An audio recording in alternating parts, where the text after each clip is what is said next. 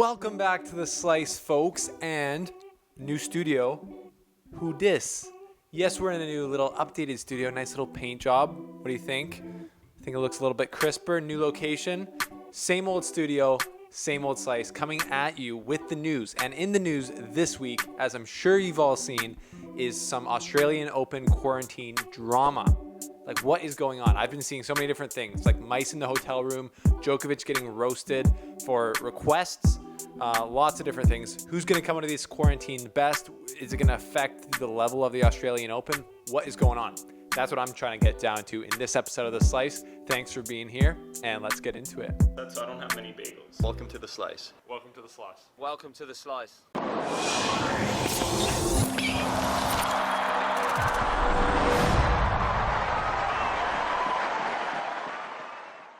All right, folks, we are back in the sack, as they would say. Thank you for being here. Thanks for supporting The Slice into another year, 2021. We're hoping it's going to be better than 2020 for tennis, for everything.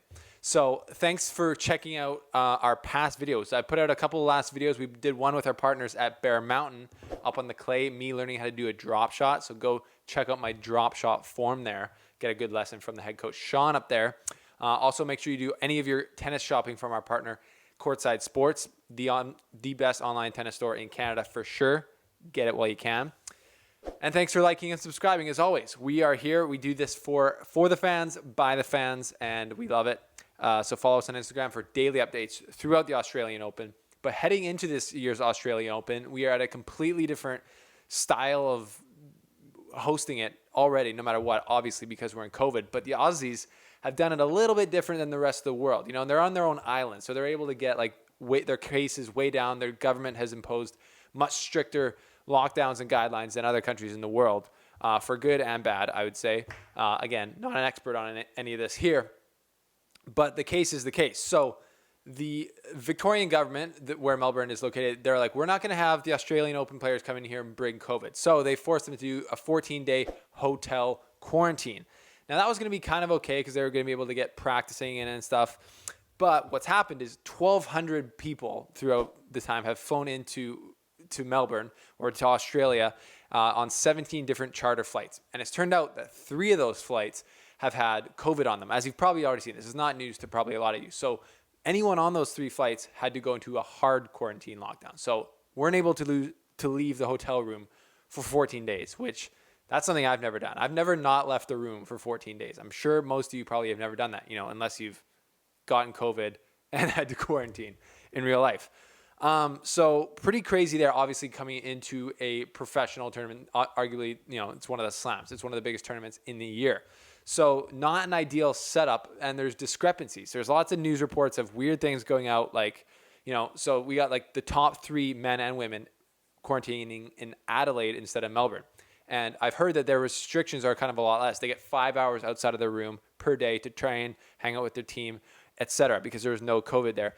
Adelaide, I think South Australia also has less quarantine rules than Victoria.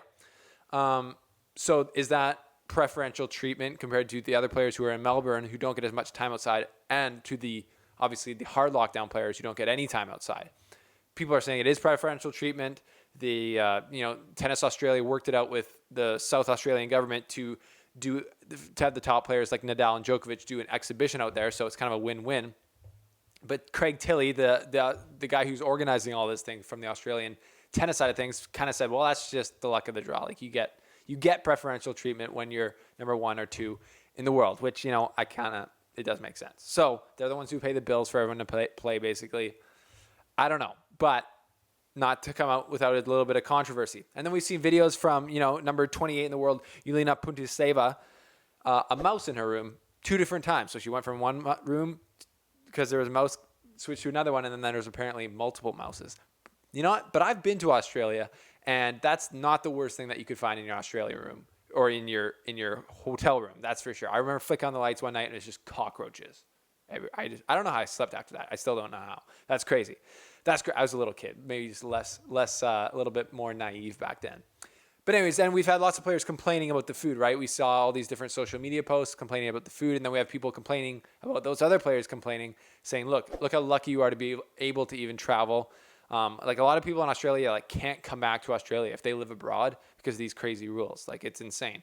So you got to be lucky to even be a tennis player and get to come here and then play for like, you get to the first round. I think you just get $100,000 like for main draw players. It's absolutely, it is a privilege. So any complaining is not really falling on very receptive ears, you could say, in Australia. So, and then there's the question of Novak Djokovic. You saw all over the news. He was getting absolutely roasted for Djokovic's list of demands that he sent to Australian Open, the organizers. But in reality, they weren't demands, and they weren't really uncalled for. I think he was in conversation with Craig Tilley, and he gave a list of some suggestions, which he came out and said this, and I kind of believe him, suggestions as to how they could make it a better quarantine for all these players without, breaking any of the rules. I don't think they were accepted, as the suggestions weren't accepted, but this is a case of the big media, just using a massive headline to get readership. Like Djokovic wasn't he wasn't demanding anything like a diva. He was just talking with them, and then he got exposed wrongly, I feel, by the media. So I'm going to come to his defense, because even though you guys all think I'm a Djokovic hater, I don't hate that guy. I just call a spade, and when he's doing something good like this, advocating for the players, I'll say he was getting mistreated by the media. So good on Djokovic for him doing that, or trying at least.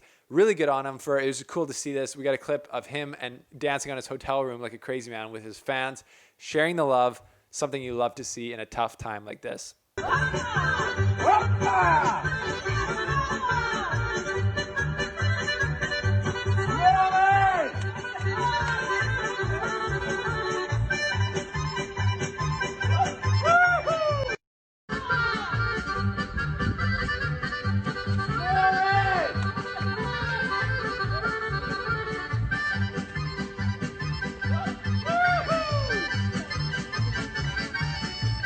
So yeah, there's always going to be bright moments when you got people being creative, and it's been tough for everyone for the last 10 months in the world with COVID. So cool to see people making the best out of it.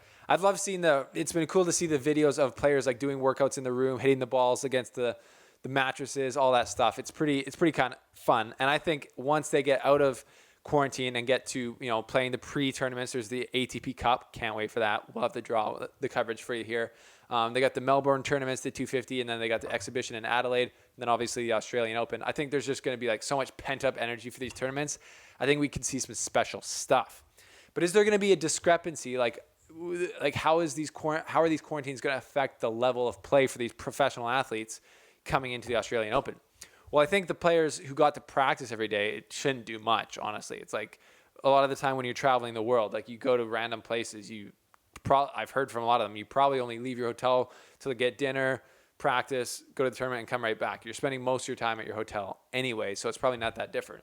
But for the players who are in hard lockdown, 2 weeks straight, not getting out, no practice, it's got to be a disadvantage at all. So they get a week or so before the Australian Open starts. It's only about 2.5 weeks away, depending on when they got into Australia, to practice and get some matches under the belt. But they might have picked up a little bit of rust, but honestly, it could give them a mental edge, because they got a chip on their shoulder, because they're I was one of the hard quarantine people. I was not as privileged as the rest of you. So I'm going to play harder, and get wins.